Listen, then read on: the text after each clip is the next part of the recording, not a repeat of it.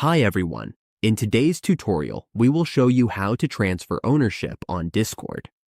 If you want to give another member full control of your server, we will guide you step by step on how to safely transfer ownership.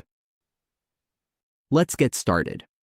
On your server, if you have a server and you need to transfer ownership, here is what to do. To transfer, simply open the server settings. To get there, just click the three dots next to your server name. Then, click the drop-down menu and select Server Settings. Once you're in the server settings, click on the Members tab. Here, you will see all your members listed.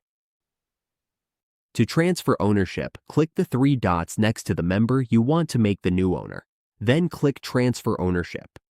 Next, just check the confirmation box, and then click Transfer Ownership.